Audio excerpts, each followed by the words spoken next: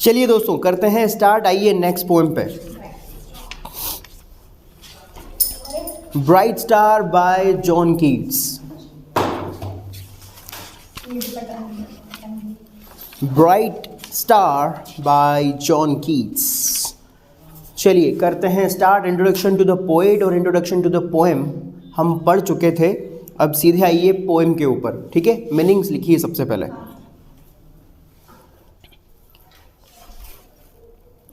Written यानी लिखी हुई, रिटन लिखी हुई। ब्लैंक पेज खाली पेज। सॉरी क्या ये ऐसे मीनिंग्स बोल। अच्छा ठीक है। ब्लैंक पेज खाली पेज। शेक्सपियर्स पोएम्स यानी शेक्सपियर्स की पोएम्स की बुक। पोएम शेक्सपियर्स पोएम्स से मतलब यहाँ पर है the book of Shakespeare's poems, है ना, शेक्सपियर की पोएम्स की बुक।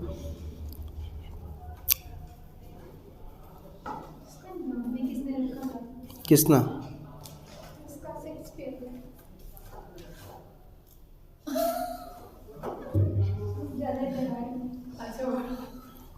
नहीं, ये तो मतलब नहीं था आपके कहने का। ये तो बात भी नहीं कर रही इसमें। वो समझ गई क्योंकि इस वजह से। नहीं, उन्होंने ज़्यादा ही बोला। उनके कहने का मतलब भी ज़्यादा ही था। हाँ देख लिया मैंने, इसीलिए तो।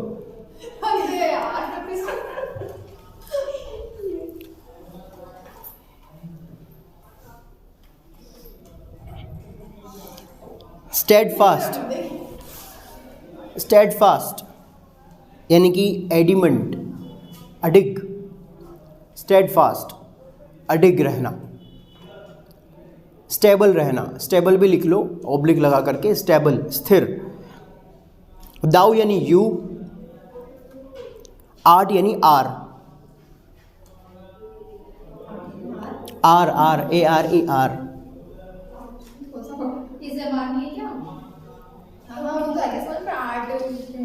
पहले भी तो आया है पोइट्री में। लोन, इसके नीचे वाली लाइन में है लोन यानी अकेले, लोन अकेले। स्प्लेंडर यानी ब्राइट, स्प्लेंडर ब्राइट। हंग यानी लटके हुए होना, हंग। हैंग हंग हंग, हैंग की थर्ड फॉर्म है ये, हैंग हंग हंग, लटके हुए होना। अलोफ्ट शानदार, अलोफ्ट शानदार। इसके नीचे है इटर्नल लिड्स अपार्ट, पूरा अंडरलाइन करके लिखिए कंटिन्यूअसली। इटर्नल लिड्स अपार्ट, कॉन्टीन्यूअसली लगातार।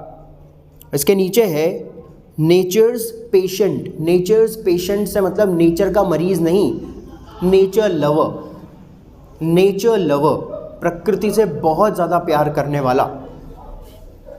स्लीपलेस, स्लीपलेस मतलब जिसको नींद ना आए।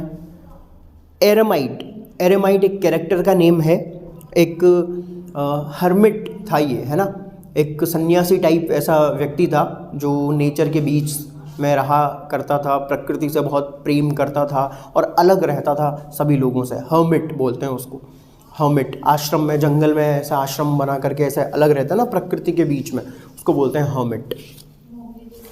हाँ, मोगली आश्रम में रहता था क्या? आज्ञा सब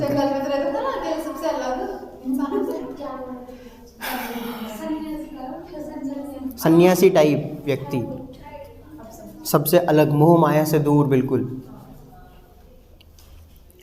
इसके नेक्स्ट वाली लाइन में है मूविंग वाटर्स। मूविंग वाटर्स यानी बहता हुआ पानी, बहता हुआ जल, मूविंग वाटर। प्रीस्ट लाइक यानी पुजारी के समान। प्रीस्ट यानी पुजारी, लाइक यानी के समान। प्रीस्ट लाइक यानी पुजारी के समान, यानी पंडित के समान। टास्क यानी कार्य। इसके नीचे है प्योर यानी पवित्र। आगे है एब्ल्यूशन। एब्ल्यूशन मतलब क्लेंजिंग यानी स्वच्छ करना, साफ करना, क्लेंज करना, क्लेंजिंग, स्वच्छ करना, साफ करना, सफाई करना। राउंड यानी चारों ओर। अर्थ्स ह्यूमन शोर्स, पृथ्वी के समुद्र तटीय किनारे। शोर यानी किनारा, जहाँ पर ह्यूमन रहते हैं। ह्यूमन शोर्स यानी वो समुद्र तटीय इलाके, वो समुद्री किनारा जहाँ पर मनुष्य रहते हैं, ठीक है। Human shores, earth's human shores, वो धरती के वो समुद्र तटीय किनारे या धरती का वो समुद्र तटीय इलाका या क्षेत्र जहाँ पर मनुष्य निवास करते हैं। इसके नीचे है गेज, एक टकी से देखते रहना।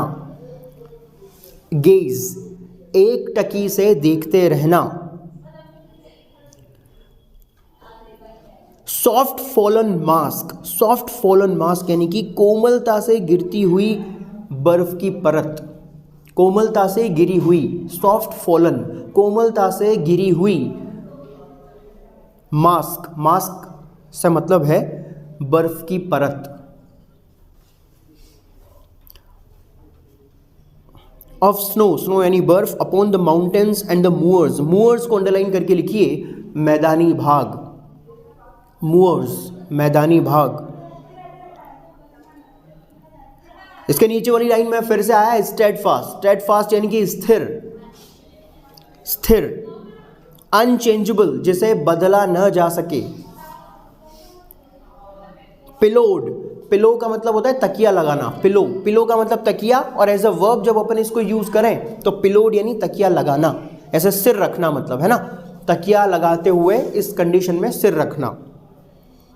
फेयर लव को अंडरलाइन करके लिखिए बिलवेड, उनके बिलवेड के बारे में बात कर रहे हैं वो, बिलवेड। राइपनिंग ब्रेस्ट मतलब राइप होते हुए ब्रेस्ट, उनकी लवर की जो ब्रेस्ट के बारे में वो बात कर रहे हैं, जो पूरी तरह से राइपन फॉर्म में नहीं है, राइप हो रहे हैं, डेवलपिंग फॉर्म में है, डेवलप्ड नहीं हुए हैं पूरी तरह से। Ripening breast.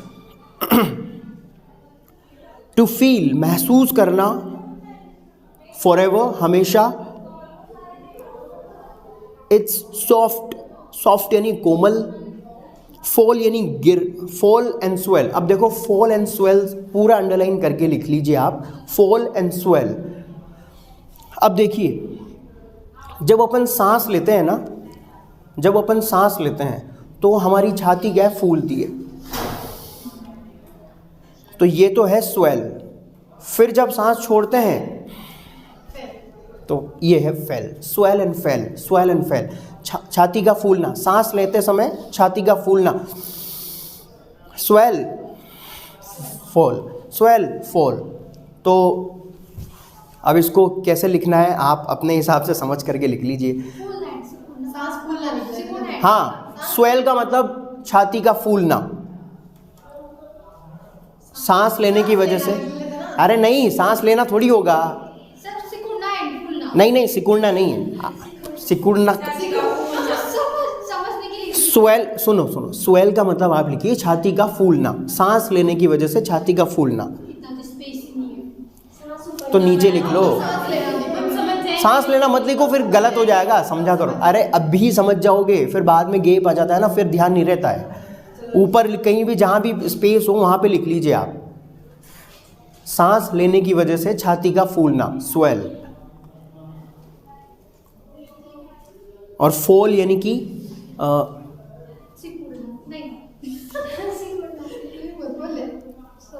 सांस छोड़ने की वजह से छाती का चिपक जाना। चिपकना, बेचारे ने क्या गलत बताया। तो फिर अब क्या लिखोगे आप बताओ। सांस लेना और सांस छोड़ना, बस। हाँ ऐसे लिखो, ये ठीक है। और छाती वाती जाने का बीच में। तो यहाँ पे छाती आई है, मैं क्या करूँ? मैं थोड़ी ला रहा हूँ जबरदस्ती यहाँ पे।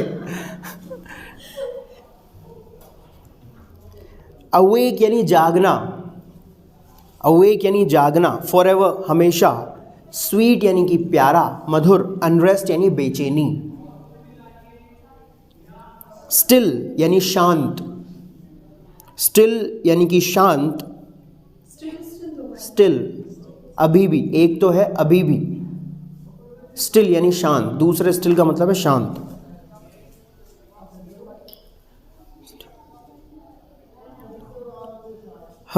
टेंडर टेकन यानी कोमलता से ली हुई, ब्रेथ यानी सांस, कोमलता से ली हुई सांस या कोमलता से सांस लेना।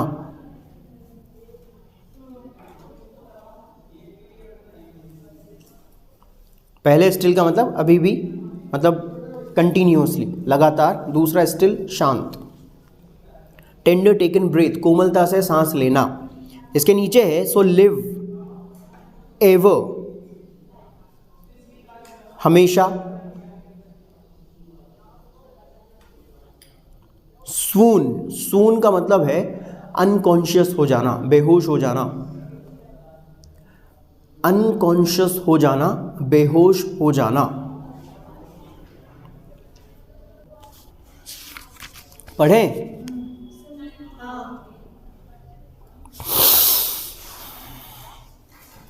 यार जुकाम की वजह से कभी कितनी हालत खराब हो जाती है। चलो ठीक है, करते हैं स्टार्ट। Bright star. देखिए दोस्तों, सबसे पहले इस पोएम का बैकग्राउंड अपन समझ लेते हैं। और इस पोएम का बैकग्राउंड ये है दोस्तों कि इस पोएम में, अब देखो, पहली बात तो ये कि जॉन कीट्स विलियम शेक्सपियर को बहुत ज़्यादा पसंद करते थे। हमने पढ़ा था इंट्रोडक्शन टू द पोएम में, है ना। जॉन कीट्स को जो है शेक्सपियर की राइटिंग्स बहुत पसंद थी। शेक्सपियर को काफ़ी डीपली उन्होंने स्टडी भी किया है ना। तो इसीलिए विलियम शेक्सपियर की पोइट्री की बुक वो एक बार पढ़ रहे थे बैठ करके, और सारी पोएम्स की बुक जब उन्होंने ख़त्म कर ली, यानी सारी पोएम्स जब विलियम शेक्सपियर की लिखी हुई जब उन्होंने पढ़ ली, तो पढ़ने के बाद जिस पोइट्री की विलियम शेक्सपियर की बुक को वो पढ़ रहे थे, तो उस पोइट्री की बुक को पूरा जब उन्होंने पढ़ लिया, पूरा जब उन्होंने ख़त्म कर लिया, तो लास्ट में जो ब्लैंक पेज होता है, जो खाली पेज होता है, लास्ट में जो ब्लैंक पेज होता है, जो खाली पेज होता है, उस ब्लैंक पेज के ऊपर उन्होंने जो है एक पोएम लिखी। उस ब्लैंक पेज के ऊपर उन्होंने पोएम लिखी, और वो यही पोएम थी। कौन सी? Bright star. कब लिखी? विलियम शेक्सपियर की पोइट्री की बुक वो पढ़ रहे थे, और पोइट्री की बुक को पढ़ने के बाद जब लास्ट में ब्लैंक पेज होता है उस बुक में, तो उस ब्लैंक पेज के ऊपर उन्होंने इस पोइट्री को लिखा, ब्राइट स्टार पोइट्री को। ठीक है, इसीलिए वहां पे लिखा हुआ है written on a blank page of Shakespeare's poems. दिखा है, written on a blank page of Shakespeare's poems, यानी विलियम शेक्सपियर की पोइट्री की बुक के एक ब्लैंक पेज पर ये पोइट्री लिखी थी उन्होंने। क्लियर? अब देखिए, इसके बाद में बात करते हैं कि मतलब किस कंडीशन में लिखी थी, ये तो आपको पता लग गया। अब इस पोइट्री का बैकग्राउंड समझ लेते हैं। अब इस पोइट्री में जो है वो ब्राइट स्टार यानी कि पोल स्टार को एड्रेस कर रहे हैं। पोल स्टार यानी कि ध्रुव तारा, जो पोल स्टार जो होता है, ध्रुव तारा जो होता है, उस ध्रुव तारे को एड्रेस करते हुए, उस ध्रुव तारे को जो नॉर्थ डायरेक्शन में अपने को दिखाई देता है, उसे एड्रेस करते हुए उससे रिक्वेस्ट कर रहे हैं। वो उससे रिक्वेस्ट कर रहे हैं पोल स्टार से। और रिक्वेस्ट किस बात की कर रहे हैं कि जिस तरह से ध्रुव तारा, जिस तरह से पोल स्टार नॉर्थ डायरेक्शन में रहता है, कभी जो है उसकी डायरेक्शन चेंज नहीं होती, कभी वो हिलता डुलता नहीं है, हमेशा स्टेडफास्ट बने रहता है, हमेशा स्टेबल बने रहता है, हमेशा स्थिर बने रहता है ना। कभी आपने ऐसा देखा कि भाई आज नॉर्थ डायरेक्शन में है तो कल ईस्ट में चला जाएगा, कभी वेस्ट में चला जाएगा? ऐसा नहीं होता है, कभी नहीं होता है ना। हमेशा स्टेडफास्ट रहता है नॉर्थ पोल, सॉरी ये पोल स्टार।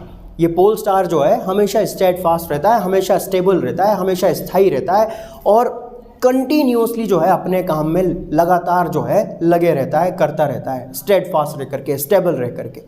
तो उसकी स्टेबिलिटी को पोइट अपने अंदर चाहते हैं। वो चाहते हैं कि भाई मेरे अंदर भी मैं चाहता हूँ ऐसी ही स्टेबिलिटी मैं क्रिएट कर लूँ जैसी स्टेबिलिटी तुम्हारे पास है।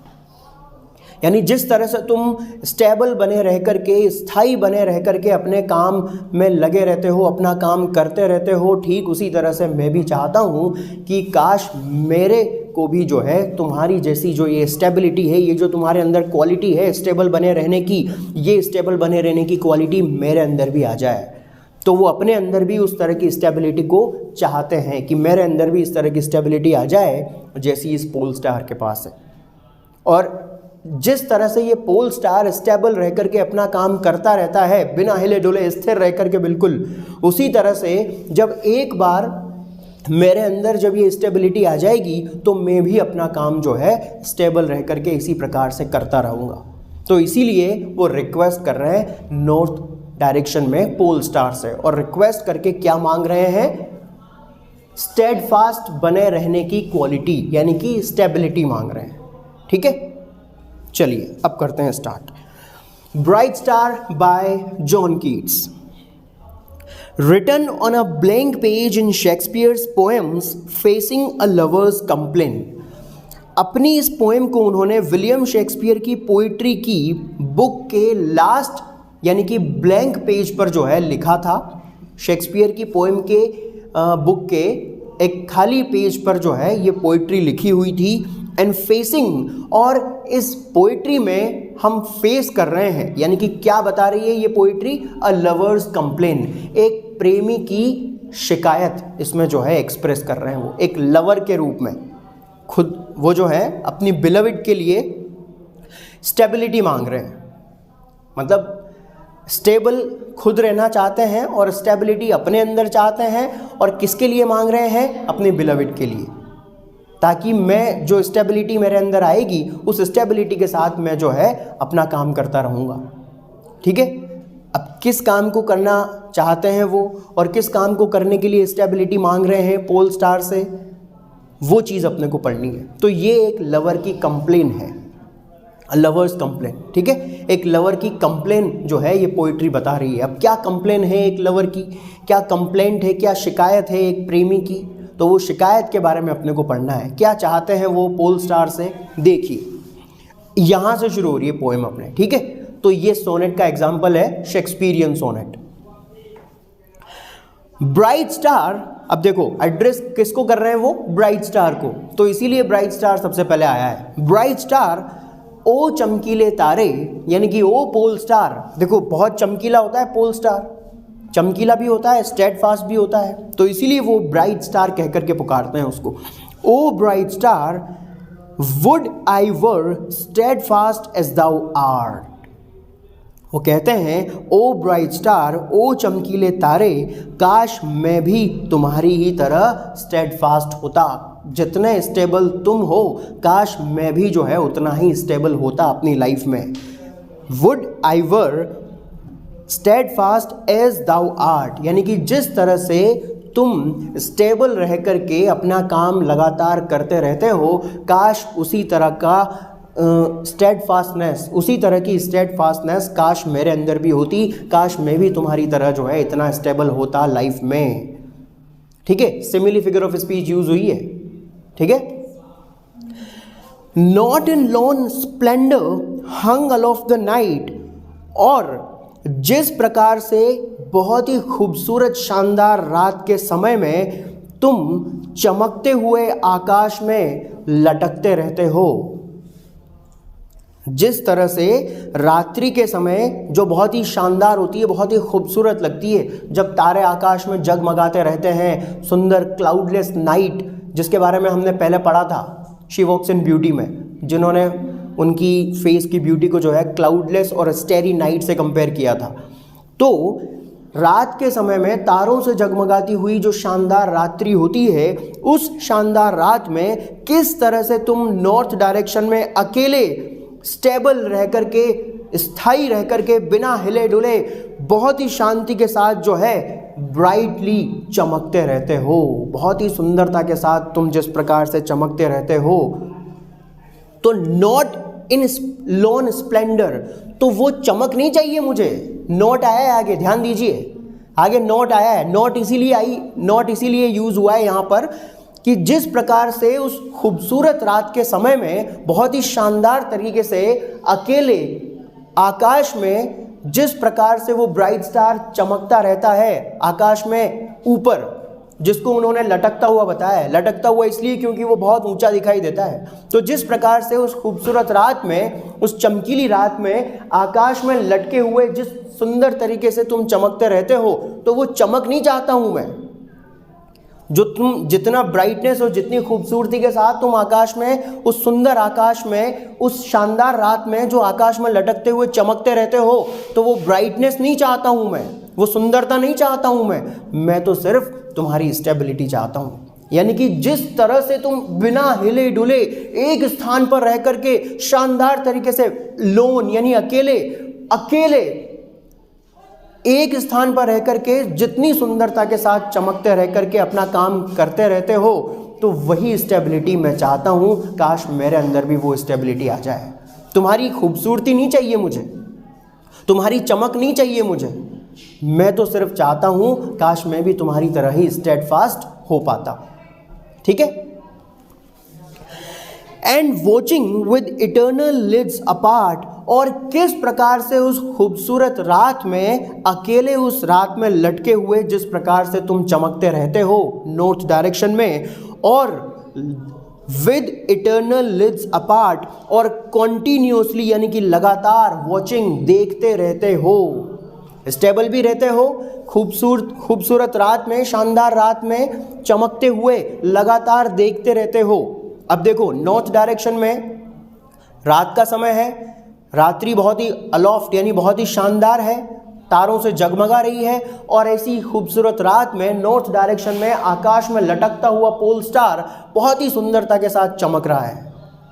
तो पोइट उससे कह रहे हैं कि तुम्हारी खूबसूरती नहीं चाहता हूं मैं, बल्कि जिस स्टेबिलिटी के साथ तुम एक स्थान पर रह करके, जिस स्थायीपन के साथ तुम एक स्थान पर टिके रहते हो और लगातार ऊपर आकाश से नीचे धरती पर देखते रहते हो। कहां पर देखते रहते हो? ऊपर आकाश से नीचे धरती पर कॉन्टिन्यूअसली देखते रहते हो।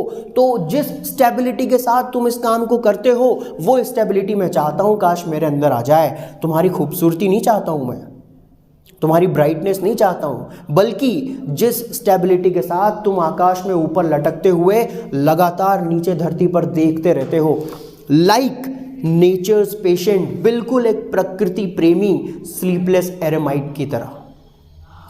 अब ये एरेमाइट का यहाँ पर जिक्र आया है, तो एरेमाइट जो है एक प्रकृति प्रेमी व्यक्ति था जो नेचर के बीच में रहा करता था, और वो भी स्टेबल था।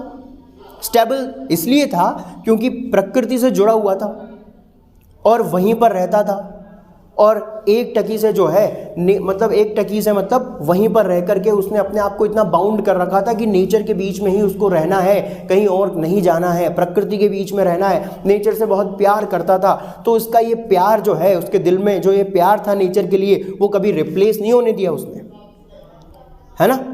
तो ये भी तो स्टेबिलिटी हो गई ना। तो वो भी मतलब स्टेबल रह करके नेचर से लव कर रहा है एरेमाइट। तो जिस तरह से एरेमाइट जो है प्रकृति से प्यार किया करता था स्टेबल रह करके, यानी कभी उसने नेचर के प्रति अपने लव को रिप्लेस नहीं होने दिया, तो बिल्कुल एक नेचर्स लवर यानी कि नेचर्स पेशेंट स्लीपलेस एरेमाइट की तरह, जिस प्रकार से तुम ऊपर आकाश में रात में लटके हुए लगातार कॉन्टिन्यूअसली स्टेबल रह करके जो देखते रहते हो, ठीक है, देखते रहते हो। यहां तक क्लियर है? अब क्या देखते रहते हो? धरती पे आएंगे अब अपन। अभी तो कहां थे अपन? आकाश में। आकाश में सुंदर रात है, ब्राइट स्टार सुंदर तरीके से चमक रहा है और आकाश में लटका हुआ है और स्टेबल रह करके लगातार धरती पे देख रहा है। किसकी तरह? स्लीपलेस एरेमाइट की तरह, है ना। अब क्या देख रहा है? अब आकाश को ऊपर छोड़ दो, अब धरती पे आ जाओ।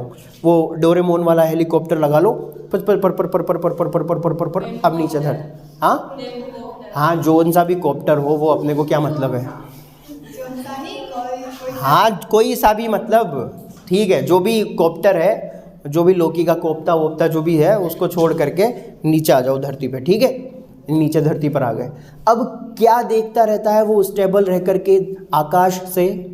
किस चीज़ को देखता रहता है एक टकी से? देखिए, The moving waters at their priest-like tasks of pure ablution round Earth's human shores. जिस प्रकार से वो ब्राइट स्टार तुम आकाश में लटकते हुए सुंदर तरीके से चमकते हुए शानदार रात में स्लीपलेस एरेमाइट की तरह लगातार देखते रहते हो। क्या देखते रहते हो?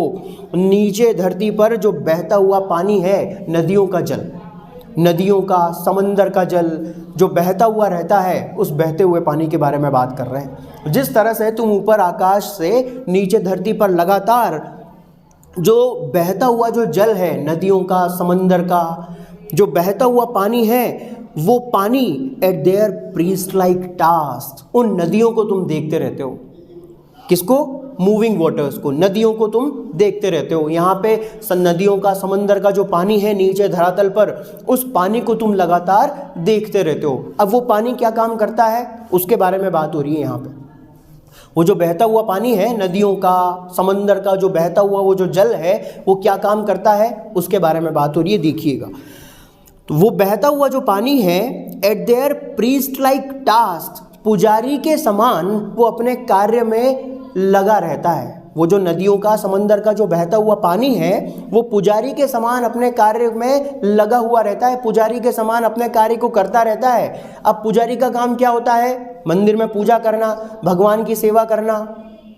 ठीक उसी प्रकार से पुजारी की तरह वो बहता हुआ जल भी जो है क्या काम करता है? ऑफ प्योर अब्लूशन, पवित्र करने का काम करता है, सफाई करने का काम करता है।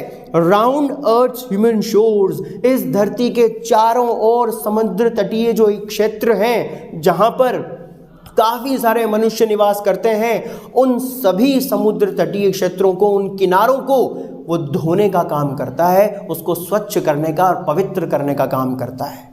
वो जो बहता हुआ जो जल है, वो एक पुजारी के समान अपने कार्य को करता रहता है। और क्या काम है उस पुजारी का? जैसे पुजारी का काम भगवान को, ईश्वर को पवित्र रखना है, उनकी साफ सफाई करना है और पूरे मंदिर को पवित्र बनाए रखना है, ठीक उसी प्रकार से वो समंदर का, नदियों का जो बहता हुआ जल है, वो भी एक पुजारी के समान धरती के चारों ओर फैला हुआ जो समंदर है, तो वो पुजारी के समान उन समुद्र तटीय किनारों को जो है, जो समंदर के किनारे हैं, उनको स्वच्छ करने का काम करता है, पवित्र करने का काम करता है। तो इस काम में जो बहता हुआ पानी, इस काम में जो लगातार नीचे धरती पर इस काम को करता रहता है पुजारी की तरह, इस काम को करते हुए तुम ऊपर से देखते रहते हो। समझ में आई बात? जिस प्रकार, नहीं आई भाई? नीचे धरती पर जो नदियों का और समंदर का जो जल है, क्या कुछ सेंस नहीं है अभी। नीचे धरती पर जिस प्रकार से नदियों का और समंदर का जो जल है, वो किस प्रकार से धरती के, अब देखो स्थल भाग तो बीच में है, लेकिन चारों तरफ तो पानी पानी है ना। तो वो पानी जहाँ कहीं भी, जिस भी समुद्र तट को ऐसे बह कर के आता है, जिस प्रकार से लहरें बीच पे बह कर के आती है फिर वापस चली जाती है, तो समंदर ऐसा करके क्या कर रहा है? उन समुद्र के किनारों को धोने का काम कर रहा है। और ये धोने का काम को उन्होंने कंपेयर किया है बिल्कुल एक पुजारी के काम की तरह। तो जिस प्रकार से यहाँ धरती पर बहने वाली नदियाँ या जो समंदर है, वो जिस प्रकार से धरती के चारों ओर जो समुद्री किनारे हैं उनको धोने का, पवित्र करने का काम करता है एक पुजारी की तरह, इस काम को, उस नदी के जल को करते हुए तुम लगातार ऊपर से जो है स्थायी रह करके देखते रहते हो। तो ये जो तुम्हारी स्टेबिलिटी है, ये मैं चाहता हूँ मेरे अंदर भी आ जाए। इस काम को करने में जो तुम्हारी स्टेबिलिटी है, यानी तुम हिलते डुलते नहीं हो बिल्कुल भी, बिल्कुल एक जगह स्थिर बने रह करके लगातार नीचे धरती पर नदियां जो इस काम को कर रही है, लगातार उस काम को जो है तुम देखते रहते हो बिना हिले डुले, स्टेबल रह करके। तो ये जो तुम्हारी क्वालिटी है स्टेबिलिटी की, ये मैं चाहता हूँ काश मेरे अंदर भी आ जाए। समझ में आई बात? आगे क्या कह रहे हैं देखिए। और या फिर gazing on the new soft fallen mask, या फिर किस प्रकार से तुम आकाश में लटकते हुए एक टकी से देखते रहते हो on the new soft fallen mask, नई गिरी हुई बर्फ की परत को। जैसे स्नोफॉल होता है, तो स्नोफॉल होता है तो मैदानी क्षेत्रों में, पर्वतीय क्षेत्रों में चारों तरफ बर्फ ही बर्फ जम जाती है। देखा होगा आपने कश्मीर वगैरह की साइड पे जब बर्फबारी होती है तो सारे मकान, पेड़, पर्वत सब सफ़ेद हो जाते हैं बिल्कुल। क्यों? क्योंकि बर्फ़ जम जाती है सब तरफ। तो इसका मतलब पूरे मैदानी क्षेत्रों में, पर्वतीय क्षेत्रों में, पेड़ों के ऊपर, मकानों के ऊपर सब जगह बर्फ़ की परत जमा हो जाती है, बर्फ़ ही बर्फ़ हो जाती है, पूरा इलाका सफ़ेद दिखाई देता है अपने को। किसकी वजह से? बर्फ़ की परत जम जाने की वजह से ऐसा ही दिखाई देता है। तो जिस प्रकार से बिल्कुल फ्रेश ऑन द न्यू का मतलब क्या है? फ्रेश, बिल्कुल फ्रेश, कोमलता से गिरी हुई बर्फ की जो परत होती है, जो कहाँ पर गिरती है? ऑन द माउंटेन्स, पर्वतों के ऊपर, एंड द मूअर्स, और समतल मैदानी भागों में।